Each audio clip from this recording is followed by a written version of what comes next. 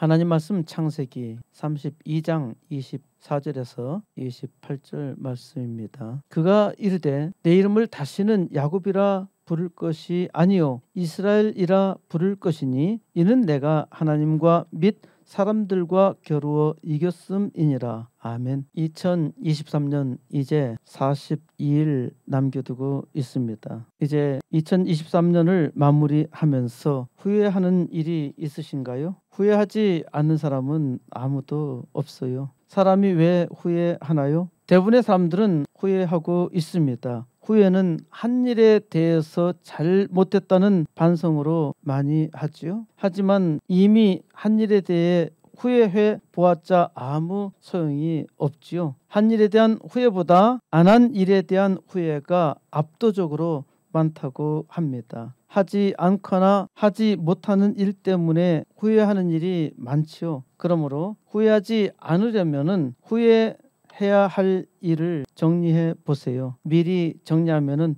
후회할 일이 없거나 줄어들겠죠. 여러분은 죽기 전에 해야 할 일에 대한 목록이 있나요? 소위 버킷리스트라고 하지요. 버킷리스트는 죽기 전에 꼭 한번 해보고 싶은 것들을 정리한 목록을 말합니다. 예전에 교수형이나 자살을 할 때 양동이 버킷에 올라가 올가미를 목에 두른 다음 그 양동이를 걷어차는 것으로 끝냈는데 여기서 킥 더 버킷, 양동이를 걷어차다는 말이 죽다라는 의미가 되었습니다. 2007년 영화 버킷리스트에서 죽음을 앞둔 주인공이 병실에서 자신에게 남은 시간 동안 하고 싶은 일에 대한 리스트를 만들고 병실을 뛰쳐나가 이를 하나씩 실행하는 이야기에서 버킷리스트라는 말이 유행했습니다. 아직까지 버킷리스트가 없나요? 버킷리스트 우리말 순화로 소망 목록이라고 하는데 소망 목록을 정리하지 않았나요? 정리하지 않고 마음에 두기만 한다면은 잘 이루어지지 않습니다. 버킷리스트를 기록해 두면은 소망을 잘 이룰 수 있고 이룬 것을 하나씩 지어 나가면은 모든 버킷리스트를 실행할 수 있습니다. 특히 하나님을 믿는 사람들은 이 땅에서 해야 할 사명이 있고 그것을 버킷리스트로 정리해서 기도한다면은 하나님께서 그 리스트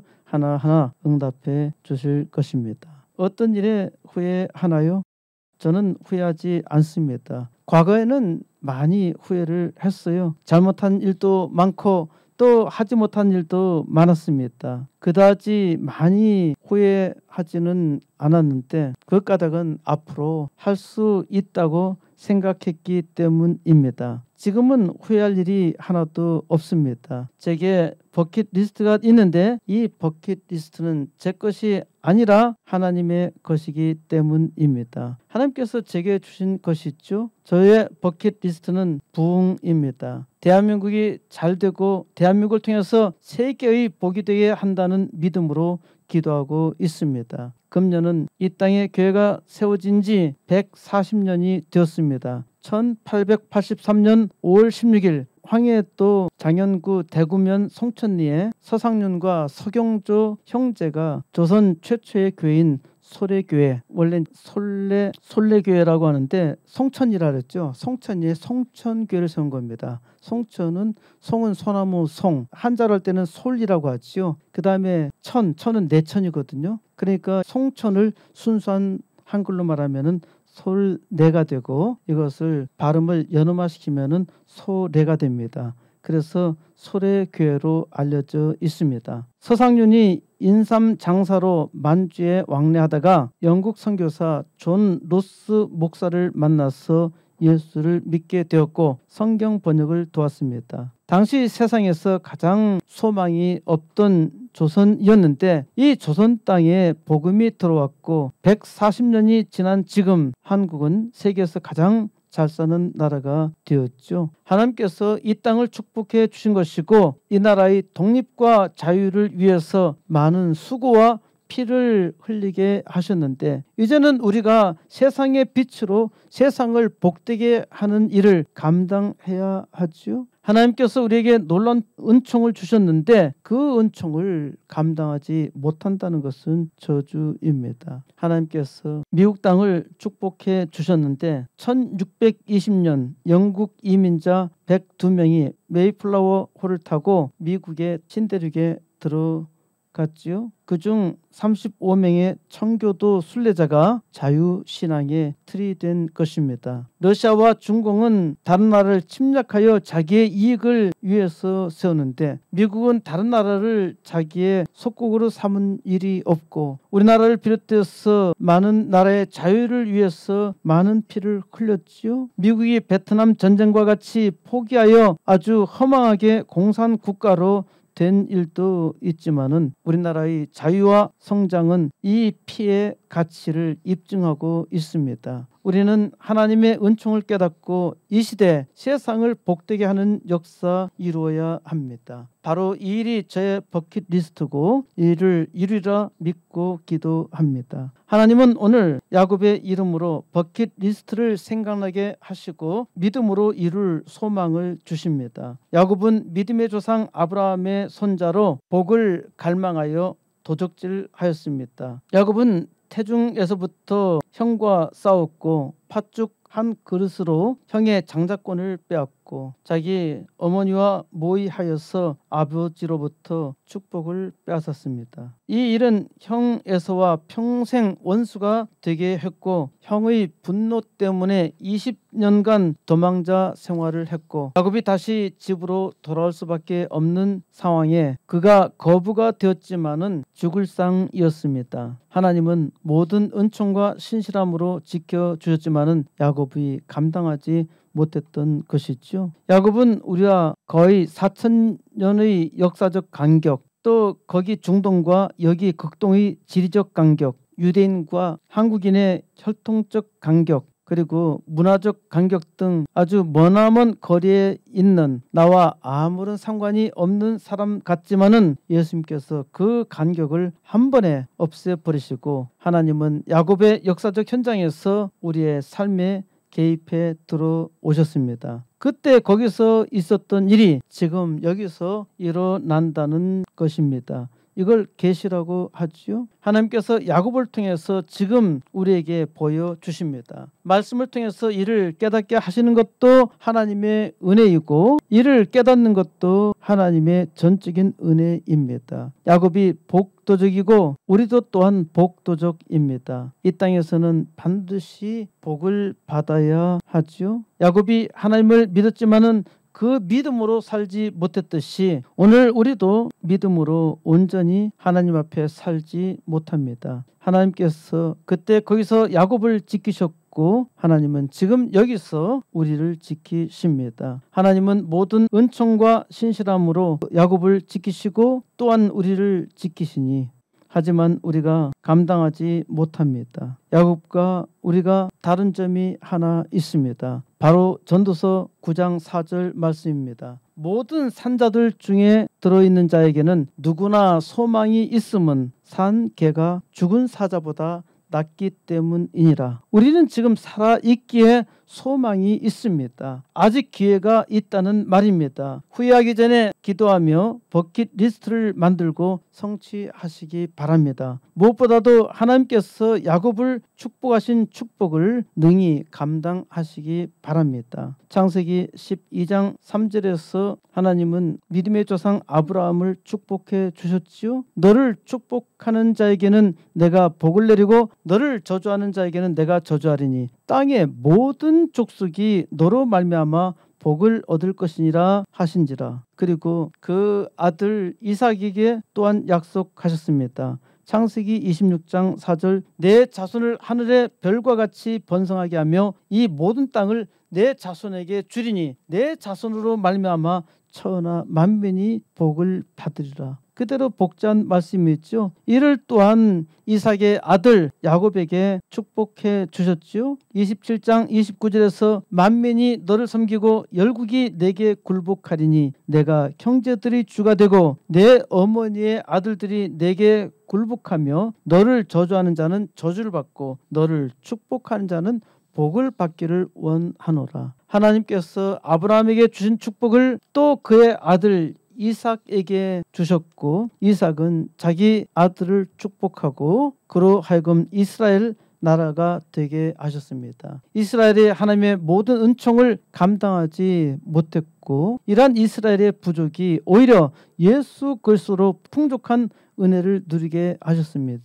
이제 우리의 왕 예수께서 주신 모든 은총을 감당하여 세상 복되게 하는 역사 이루시기 바랍니다. 오늘 야곱에게로 돌아가 하나님께서 주신 은혜를 체험하며 야곱이 감당하지 못한 은혜 오늘 능히 감당하여 하나님이 함께 하시는 역사 이루시기 바랍니다. 창세기 32장 1절 야곱이 길을 가는데 하나님의 사자들이 그를 만난지라 야곱이 그들을 볼 때 이르기를 이는 하나님의 군대라 하고 그 땅 이름을 마하나임이라 하였더라. 야곱이 길을 가는데 야곱은 갈리앗 곧 미스바에서 외삼촌 라반과 헤어져서 자기 고향으로 돌아가는 길이었습니다. 하나님의 사자들이 야곱을 만난 것입니다. 하나님의 사자들은 천사들입니다. 야곱이 하나님의 사자들을 보며 이는 하나님의 군대라 하였습니다. 그래서 야곱은 그 땅 이름을 마하나임이라 불렀습니다. 군대는 히브리어로 마하네인데 마하나임은 마하네가 둘이라는 뜻입니다. 야곱이 자기의 고향으로 돌아가는데 하나님의 두 군대를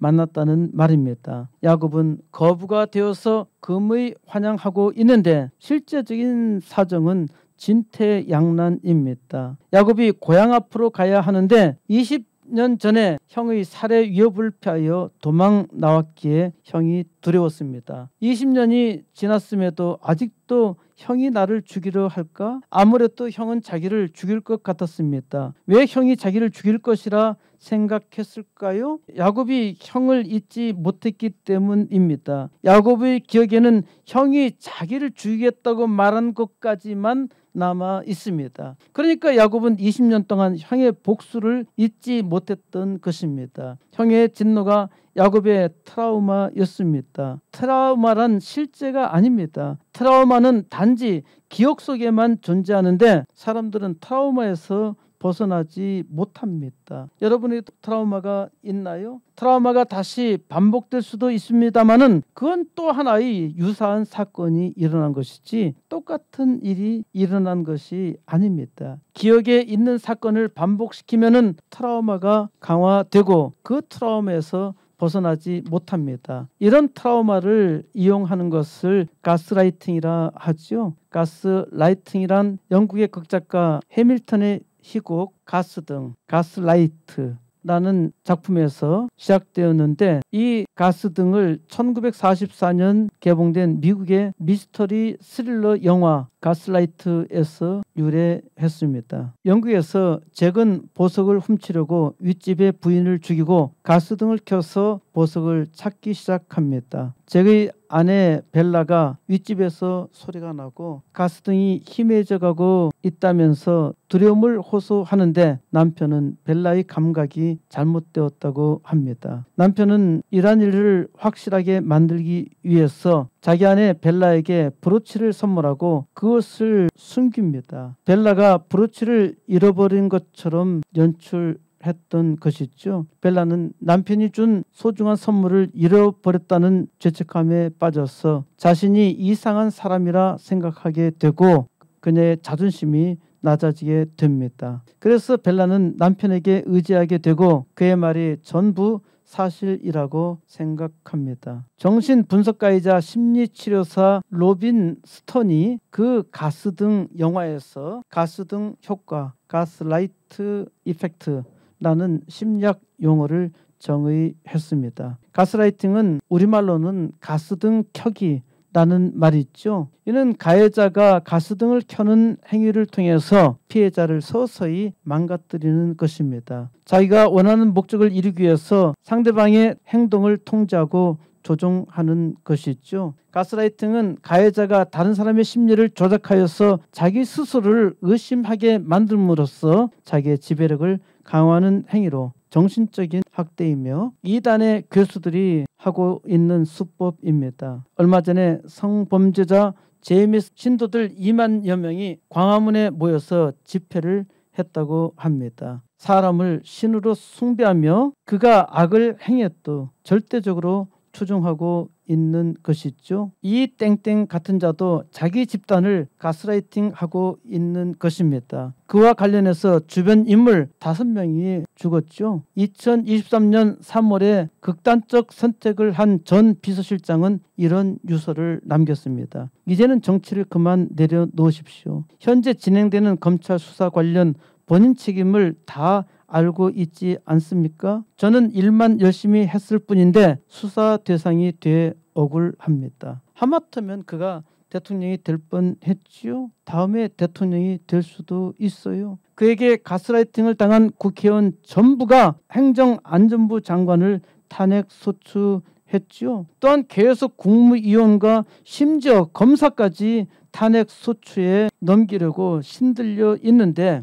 대통령을 탄핵하기 위해서 탄핵 범국민운동본부를 곧 발족하겠다고 합니다. 귀신 들린 나라와 같지 않나요? 마귀의 괴수가 귀신 들린 자이고 귀신의 종노릇하고 있는데 이 나라 정치가 상당수가 귀신의 종노릇하고 있는 것입니다. 귀신 들리지 않았다면 이렇게 귀신에 홀린 듯이 할 수가 없어요. 제가 한 말에 반발하는 사람은 귀신에 홀려 있는 것이든지 가스라이팅 당하고 있는 것 둘 중 하나입니다. 이런 자들은 제가 지금 가스라이팅하고 있다고 역공격할 수 있는데요. 그게 속았다는 증거입니다. 야곱은 외삼촌 라반에게 가스라이팅 당하지 않았습니다. 하지만 자기 스스로 과거의 기억 속에 머물러 있었던 것이죠. 어떻게 보면 야곱은 형 에서의 가스라이팅에서 아직 벗어나지 못하고 있는 것입니다. 야곱이 앞으로 나아가자니 형 에서가 두렵고 다시 하란으로 돌아가자니 외삼촌 라반이 있습니다. 라반과는 갈랏의 돌무더기를 세워서 이 지경에 다시 돌아오지 않겠다고 조약을 맺었지요. 하나님이 이를 지켜보신다, 감찰하신다 하면서 미스바라 하였으니까 야곱은 다시 절대로 돌아갈 수 없었습니다. 외삼촌 라반이 경고한 까닭도 있겠지만은 하나님이 지켜보신다고 말했기 때문에 절대로 돌아갈 수 없었습니다. 야곱이 이러한 고심을 할 때 하나님의 군대 마하나임이 나타난 것입니다. 2 군대가 나타났어요. 그러니까 어떻게 보면은 하나는 외삼촌 라반, 하나는 형 에서에게 하나님께서 야곱을 지켜주신다는 확실한 메시지 아닌가요? 하나님께서 야곱을 완벽하게 지켜주셨는데 야곱은 그 믿음으로 살지 못합니다. 우리도 마찬가지로 하나님께서 우리를 완벽하게 지켜주신다는 것을 믿으면서도 우리는 믿음 없이 살고 있고 그렇게 사니까 우리의 삶이 믿음이 아니죠. 우리의 이러한 신앙 태도가 바로 야곱에게 나타났던 것입니다. 하나님은 야곱을 통해서 보여주시는 것이죠. 야곱은 형 에서가 두려워서 자기의 지혜로 작전을 짭니다. 3절 야곱이 세일 땅 에돔들에 있는 형 에서에게로 자기보다 앞서 사자들을 보내며 그들에게 명령하여 이르되 너희는 내 주 에서에게 이같이 말하라. 주의 종 야곱이 이같이 말하기를 내가 라반과 함께 거류하며 지금까지 머물러 있었사오며 내게 소와 나귀와 양떼와 노비가 있으므로 사람을 보내어 내 주께 알리고 내 주께 은혜 받기를 원하나이다 하라 하였더니 야곱이 세일 땅 에돔들에 있는 자기 형 에서에게 사자들 곧 자기의 종들을 보냅니다. 야곱이 그들에게 명령합니다. 너희는 내 주 에서에게 이같이 말하라. 야곱은 자기의 형을 형이라 말하지 않고 내 주라고 합니다. 주인이라는 뜻이죠. 그리고 야곱은 자기를 가리켜 종이라고 합니다. 형이 주인이고 자기는 종이라 곧 형은 주인 왕이라는 것이죠. 야곱은 자기 자신을 철저히 낮추는 것입니다. 야곱은 자기가 지금까지 외삼촌 라반의 집에서 거주하며 살았다고 말합니다. 자기에게 소와 나귀와 양떼와 남종과 여종이 아주 많이 있어요. 이렇게 사람들을 보내서 자기 주인 형에게 소식을 전합니다. 그리고 이 종들의 주인인 야곱에게 에서가 너그럽게 호의를 베풀어 주십사 하고 간청합니다. 6절 사자들이 야곱에게 돌아와 이르되 우리가 주인의 형 에서에게 이른즉 그가 400명을 거느리고 주인을 만나려고 오더이다. 큰일 났죠. 종들이 자기 주인 나라의 형님 에서를 만났는데 그분은 장정 400명을 거느리고 나리를 만나러 오신다는 것입니다. 이제 무시무시한 광경으로 돌입하게 됩니다. 7절 야곱이 심히 두렵고 답답하여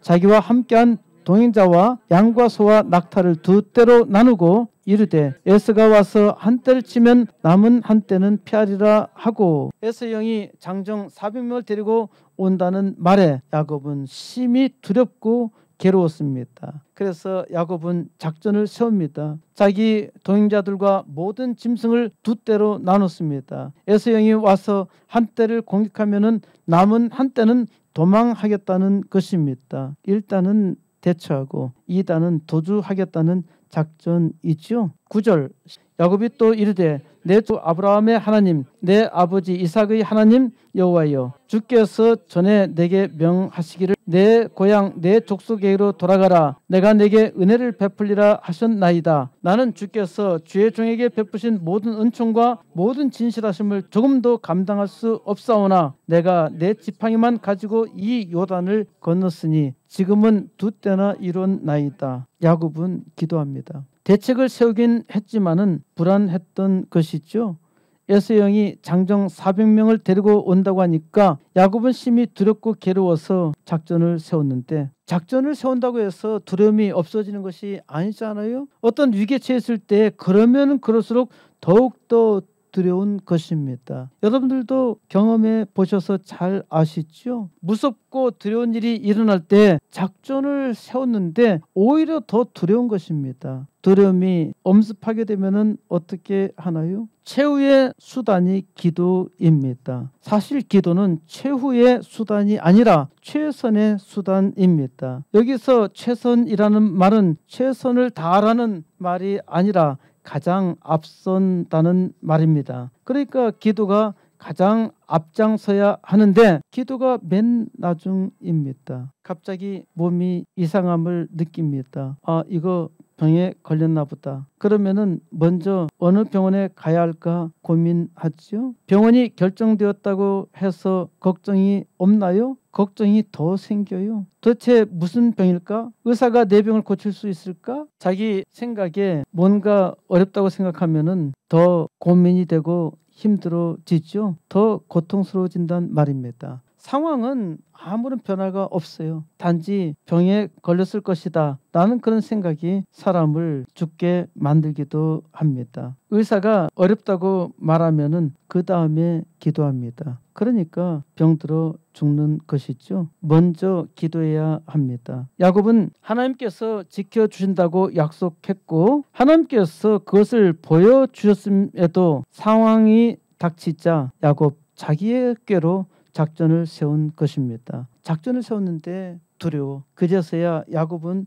기도합니다. 내 조부 아브라함의 하나님, 내 아버지 이삭의 하나님 여호와여. 아브라함의 하나님, 이삭의 하나님 여호와를 부릅니다. 조부 아브라함에게 하나님께서 약속하셨고 또 자기 아버지 이삭에게 약속하신 하나님을 부르면서 야곱은 그 하나님의 약속을 믿고 믿음으로 기도하는 것입니다. 야곱의 후손은 여기다가 야곱의 이름을 더해서 기도하죠. 아브라함의 하나님, 이삭의 하나님, 야곱의 하나님. 하나님께서 자기 조상들에게 하신 약속에 의지하여 기도하는 것입니다. 하나님께서 아브라함에게 약속하셨고 이삭에게 약속하셨고 야곱에게 약속하셨고 약속하셨고 3번 약속하셨으니까 반드시 들어주셔야 합니다. 기도 계약이 완벽하지요. 제가 기도하는 것도 이 약속을 의지해서 기도하는 것입니다. 하나님 아브라함에게 약속하셨고 이삭에게 약속하셨고 야곱에게 약속하신 그 약속 이제 이루게 해주세요. 하나님께서 이루실 줄 믿고 기도합니다. 주님께서 전에 야곱에게 명하시기를 내 고향 내 족속에게로 돌아가라 하셨고 내가 내게 은혜를 베풀리라 하셨다는 것입니다. 야곱은 지금 그 약속을 믿고 집으로 돌아갑니다. 하나님 그 약속 지키셔야 합니다. 하나님께서 약속하셨고 약속을 지키셨는데 야곱이 믿지 못했기 때문에 이렇게 한 것입니다. 나는 주께서 주의 종에게 베푸신 모든 은총과 모든 진실하심을 조금도 강할 수 없사오나 야곱이 이렇게 말하는데 야곱은 하나님이 자기에게 베푸신 모든 은총과 모든 신실하심을 조금도 감당할 수 없다고 고백합니다. 내가 내 지팡이만 가지고 이 요단을 건넜는데 지금은 두 때나 이루었습니다. 내가 빈손으로 이 요단강을 건너서 외삼촌 라반의 집에 갔는데 지금은 거부가 되어 돌아왔다는 것입니다. 이것이 내가 하나님의 은총과 신실하심을 감당할 수 있어서 된 것이 아니라 나는 감당하지 못하는데 하나님께서 주셔서 이렇게 되었다고 고백한 것이죠. 야곱의 고백과 같이 사람에게 주신 하나님의 모든 은총과 신실하심을 사람들이 감당할 수 없습니다. 우리가 하나님의 모든 은총과 신실하심을 감당한다면은 사람이 감당할 수 없는 놀라운 일이 일어나죠. 저는 이 일을 위해서 기도합니다. 하나님의 모든 은총과 신실하심을 감당하여서 사람이 감당할 수 없는 일을 속히 이루기를 기도합니다. 우리가 하나님의 모든 은총과 신실하심을 감당하지 못함에도 불구하고 하나님은 은혜 주시죠.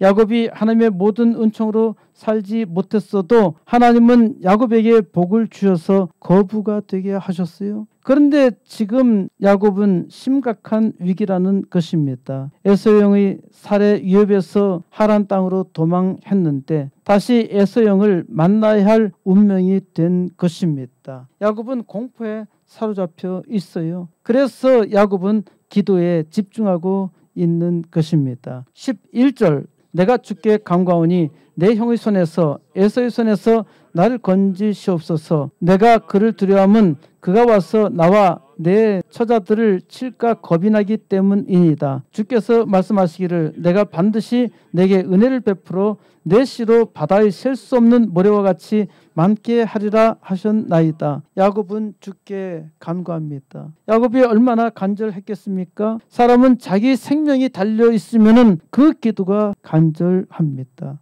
사람 배가 부르면은 기도도 배가 부른 기도를 합니다. 세상이 망할 수도 있고 나라가 망할 수도 있는데 자기만이 평안에 감사할 뿐이죠. 기업이 망하고 나라가 망하는데 평안하다고 말합니다. 그러니까 기업이 망하고 나라가 망하는 것입니다. 내 형 에서의 손에서 나를 건져내 달라고 간구합니다. 야곱이 자기 형을 두려워하는 것은 형이 와서 자기와 자기 처자들을 칠까 겁이 나기 때문이라 했는데요. 야곱이 자기 아내들과 자기 자식들을 형이 칠까 두려워한 것은 아닙니다. 야곱 자신이 죽을까 두려워했던 것이죠. 야곱은 주께서 말씀하시기를 내가 반드시 내게 은혜를 베풀어 내 씨로 바다에 셀 수 없는 모래와 같이 많게 하리라 하셨는데 사실 이것이 중요합니다. 야곱이 형이 나와 내 아내들과 자식들을 칠까 겁이 나기 때문이라 하면서 하나님께서 은혜를 베풀어서 내 씨로 바다에 셀 수 없는 모래같이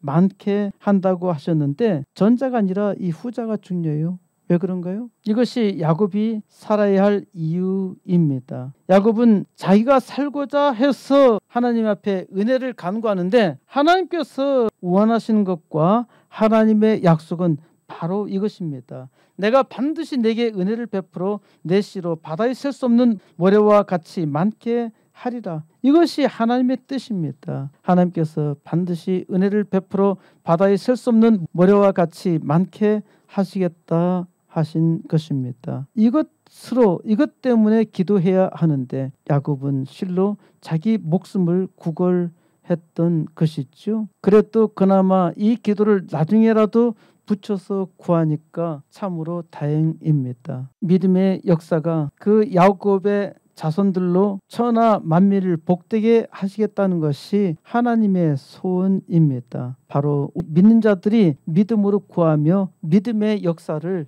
이루어야 하는 것이죠. 13절 야곱이 거기서 밤을 지내고 그 소유 중에서 형 에서를 위하여 예물을 택하니 암염소가 200이요 수염소가 20이요 암양이 200이요 수양이 20이요 전나는 낙타 30과 그 새끼요 암소가 40이요 황소가 10이요 암나귀가 20이요 그 새끼 나귀가 10이라. 그것을 각각 때로 나누어 종들이 손에 맡기고 그 종에게 이르되 나보다 앞서 건너가서 각대로 거리를 두게 하라 하고 야곱이 기도하고 나서 지혜가 생겼습니다. 야곱이 거기서 밤을 지내고 자기의 소유 중에서 형 에서를 위하여 예물을 택했습니다. 예물은 선물이자 뇌물입니다. 잠언서 21장 14절에서 은밀한 선물은 노를 쉬게 하고 품 안의 뇌물은 맹렬한 분을 그치게 하느니라 했습니다. 자기 형의 분노를 쉬게 하려면 많은 선물이 필요합니다. 잠언서 18장 16절에서 사람의 선물은 그의 길을 넓게 하며 또 존귀한 자 앞으로 그를 인도하느니라. 선물은 사람의 길을 넓게 하고 또 왕의 앞으로 인도합니다. 야곱이 형을 위해서 선물을 준비했으니까 꽤가 많은 것이죠. 야곱은 그 선물을 한 방에 주지 않고 둘로 나눕니다. 이것도 중요한 작전입니다. 한 방에 큰 것을 주면 그것으로 끝나는데 나눠서 줍니다. 먼저 에서 형을 만난 무리에게 이렇게 말하라고 합니다. 형이 내가 누구의 사람이며 어디로 가느냐 이것은 누구의 것이냐 묻거든 이렇게 대답하라고 하지요. 주의 종 야곱의 것인데 자기의 주 에서에게로 보내는 예물이라는 것입니다. 그리고 야곱도 우리 뒤에 있다고 말하라 합니다. 그 둘째와 셋째의 각대를 따라가는 모든 자에게도 이같이 에서 형에게 말하라고 명령합니다. 20절 또 너희는 말하기를 주의 종 야곱이 우리 뒤에 있다 하라 하니 이는 야곱이 말하기를 내가 내 앞에 보내는 예물로 형의 감정을 푼 후에 대면하면 형이 혹시 나를 받아주리라 함이었더라. 야곱이 1진, 2진, 3진을 보내면서 주의 종 야곱이 우리 뒤에 있다고 말하라 했습니다. 야곱은 내가 내 앞에 보내는 예물로 형의 마음을 달랜 후에 대면하고자 했던 것이고 그러면 아마도 형이 자기를 받아줄 것이라 생각했던 것입니다. 야곱은 이렇게 작전 계획을 완벽하게 세웠지만은 여전히 불안합니다. 야곱은 작전을 점검합니다. 21절 그 예물은 그의 앞서 보내고 그는 무리 가운데서 밤을 지내다가 밤에 일어나 두 아내와 두 여종과 여러 아들을 인도하여 야복 나루를 건널세 그들을 인도하여 시내를 건너가게 하며 그의 소유도 건너가게 하고 24절 야곱은 홀로 남았더니 어떤 사람이 날이 새도록 야곱과 씨름하다가 야곱이 삼진을 먼저 보냈는데 여전히 불안합니다. 야곱이 무리 가운데서 밤을 지내다가 그 무리는 다 보냈잖아요. 여기 무리 가운데서가 아니라 이 말은 야영지에서 영어로는 캠프입니다. 캠프가 때로는 야영지고 무리를 뜻하기도 하는데요. 야곱은 야영지에서 밤을 지내려 했는데 그 마음이 너무 괴로워서 밤에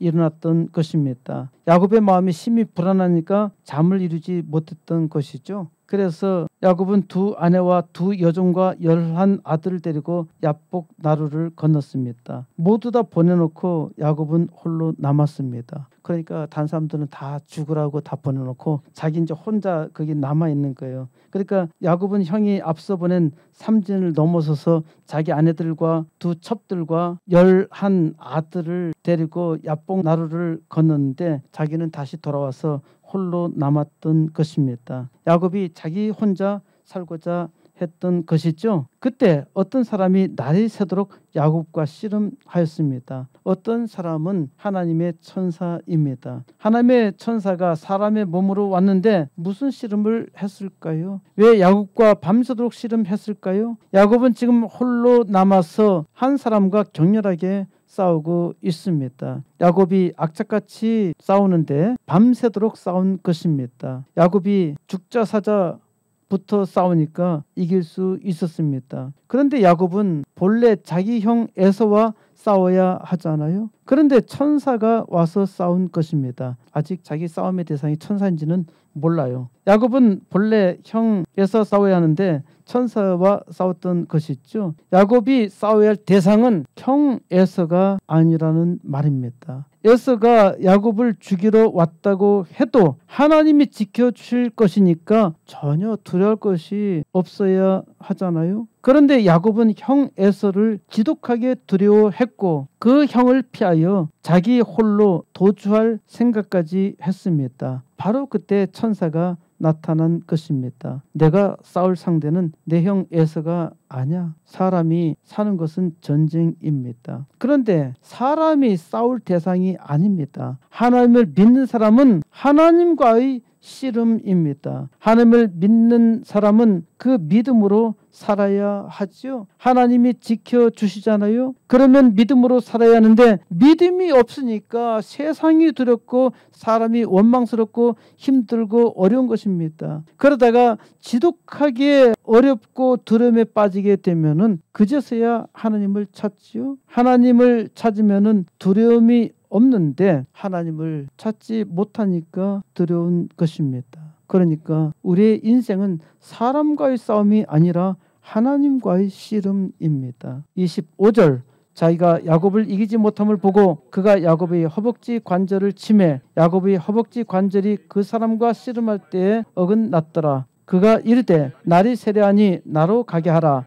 야곱이 이르되 당신이 내게 축복하지 아니하면 가게 하지 아니하겠나이다. 그 사람이 그에게 이르되 내 이름이 무엇이냐? 그가 이르되 야곱이니이다. 그가 이르되 내 이름을 다시는 야곱이라 부를 것이 아니요 이스라엘이라 부를 것이니 이는 내가 하나님과 및 사람들과 겨루어 이겼음이니라. 하나님의 천사는 자기가 야곱을 이기지 못함을 보았습니다. 하나님의 천사가 야곱을 이기지 못했을까요? 그럴 리가 없지요. 사람은 하나님께 상대가 되지 않습니다. 야곱이 악착같이 천사를 붙잡았다는 것입니다. 천사가 그 악착같이 붙잡는 야곱을 이길 수 없다고 말한 것입니다. 하나님은 사람을 이기지 못해요. 사람이 악착같이 기도하면은 하나님은 승복하여 그 기도를 들어주십니다. 하나님께서 말씀하셨잖아요. 누가복음 18장에서 예수님은 항상 기도하고 낭망치 말아야 될 것을 비유로 가르쳐 주셨죠. 불의한 재판관도 한 과부의 강청을 들어주는데 하물며 하나님께서 그 밤낮 부르짖는 택하신 자들의 원한을 풀어주지 아니하시겠느냐 하셨잖아요. 기도는 성도가 하나님을 이길 수 있는 유일한 방도입니다. 야곱은 살기 위해서 필사적으로 천사를 잡았죠. 천사가 항복하며 그가 야곱의 허벅지 관절을 칩니다. 야곱의 허벅지 관절이 그 사람과 씨름할 때 탈골이 일어났습니다. 날이 세려하니까 천사가 이제 그만 보내달라고 합니다. 야곱은 당신이 내게 축복하지 아니하면 가게 하지 않겠나이다. 천사가 야곱에게 묻습니다. 내 이름이 무엇이냐? 야곱이라고 대답하니까 내 이름을 다시는 야곱이라 하지 않을 것이요 이스라엘이라 할 것이라 합니다. 이는 내가 하나님과 및 사람들과 겨루어 이겼다고 말합니다. 여기서 야곱은 자기가 씨름하는 대상이 하나님이시라는 것을 알게 됩니다. 천사는 하나님과 및 사람들과 겨루어 이겼다고 합니다. 첫째로 야곱은 하나님과 겨루어 이겼죠. 그런데 천사는 여기에 사람들과 겨루어 이겼다는 말을 붙입니다. 그러니까 하나님과 겨루어 이기면은 하나님과 씨름해서 이기면은 사람과 겨루어 이기게 되는 것도 자동적으로 따라옵니다. 야곱은 하나님과 겨루어 이겼기 때문에 이스라엘이라는 이름을 받았죠. 엘은 하나님이란 뜻입니다. 이스라는 겨루다라는 뜻이에요. 그러니까 이스라엘은 하나님과 겨루어 이김이라는 의미인데 하나님이 싸우신다라는 뜻도 됩니다. 이는 또한 하나님이 다스리신다라는 의미로 본래 이스라엘 나라는 하나님이 다스리는 나라입니다. 이름이 중요하죠. 야곱은 발꿈치를 잡는 협잡꾼 같은 사람인데 이제 하나님을 이기는 사람이 되었고 그래서 하나님이 통치하시는 나라 이스라엘을 만든 것입니다. 그러니까 이스라엘의 나라 실제는 이 야곱부터 시작하는 것이죠. 하나님은 믿는 자로 하나님께서 통치하심을 선포하십니다. 29절 야곱이 청하여 이르되 당신의 이름을 알려주소서. 그 사람이 이르되 어찌하여 내 이름을 묻느냐 하고 거기서 야곱을 축복한지라. 그러므로 야곱이 그곳 이름을 브니엘이라 하였으니 그가 이르기를 내가 하나님과 대면하여 보았으나 내 생명이 보존되었다 함이더라. 야곱이 이제 천사에게 이름을 알려달라고 요청합니다. 내가 지금 씨름을 했던 대상이 하나님이야. 그러니까 그 이름을 확인하고 싶죠. 야곱은 자기가 씨름한 대상이 확실하게 하나님인지 확인하고 싶었던 것입니다. 그런데 천사는 어찌하여 내 이름을 묻느냐 하고 묻는데 가르쳐 주지는 않죠. 하나님께서 은혜를 주셨으면 믿음으로 받아야 하는 것이지 사람은 확인하려고 합니다. 하나님께서 주신 은혜나 확실하게 믿고 살면 되는데 확인한다고 해서 믿음이 더 있는 것도 아니죠. 하나님께서 때로 확인해 주셨어도 사람이 그 믿음으로 살지 못해요. 믿음이라는 것은 확인 없이 믿음으로 살아야 하는 것입니다. 거기서 천사가 야곱에게 축복했습니다. 그래서 야곱은 그곳 이름을 브니엘이라고 했습니다. 엘은 하나님이라 했죠. 브니는 얼굴이라는 뜻입니다. 그러니까 브니엘은 하나님의 얼굴입니다. 야곱은 자기가 하나님과 대면하여 보았으나 자기의 생명이 보존되었다고 합니다. 하나님의 얼굴을 본 자는 살 수가 없어요. 왜 하나님의 얼굴을 본 자가 살 수 없나요? 하나님은 지극히 거룩하시기 때문에 죄인을 만날 수가 없어요. 그러니까 죄인은 하나님의 얼굴을 보면은 죽는 것입니다. 그런데 야곱이 하나님의 얼굴을 보았는데 살았어요. 이는 야곱의 기도 때문이죠. 야곱이 기도하자 하나님께서 야곱에게 나타나셨고 나타나시자 야곱은 악착같이 붙들고 씨름하였는데 하나님은 야곱에게 항복하셨던 것입니다. 야곱이 하나님의 얼굴을 보았지만은 죽지 않고 살아났습니다. 야곱에게 그 얼굴을 나타내신 하나님은 우리에게도 그 얼굴을 나타내십니다. 우리가 죽을 죄인임에도 불구하고 우리는 하나님의 얼굴을 볼 수 있습니다. 어떻게요? 하나님은 예수 그리스도로 하나님의 얼굴을 나타내셨고 그 은혜로 말미암아 우리가 속죄함을 받았으며 그래서 우리는 하나님께 당당히 나아갈 수 있게 된 것이죠. 이스라엘이라 부를 것이니 이름은 아주 중요합니다. 이름이 바로 정체성이기 때문이죠. 내가 무엇인가? 이름은 내가 누구인지 내가 무엇을 하는지 말해 줍니다. 하나님은 야곱을 이스라엘이라 부르겠다 하십니다. 하나님께서 악착같이 죽자 사자 붙잡는 야곱에게 감동을 받으시고 그를 축복하셨습니다. 그 축복의 증거로 야곱이 이스라엘이라는 이름으로 불리게 된다는 것이죠. 저 도적 야곱을 이제 하나님이 이기시는 나라의 복으로 삼으시겠다는 것입니다. 야곱은 자기 인생 도적같이 살며 거부가 되었지만은 아주 불안했고 두려웠습니다. 야곱이 하나님을 부를 때 하나님께서 야곱에게 은혜를 주시며 그로 복된 나라가 되게 하셨습니다. 하나님은 야곱으로 하나님을 이길 수 있는 통로를 열으셨고 또 자기의 얼굴을 보이시고 그의 나라를 야곱으로부터 시작하게 하셨습니다. 그런데 야곱의 후손 이스라엘은 지금도 전쟁에 시달리고 있죠. 하나님께서 이스라엘을 지켜주셨지만은 이스라엘은 하나님께 은혜를 구하지 않습니다. 이스라엘은 온 세상 복되게 하는 하나님의 복을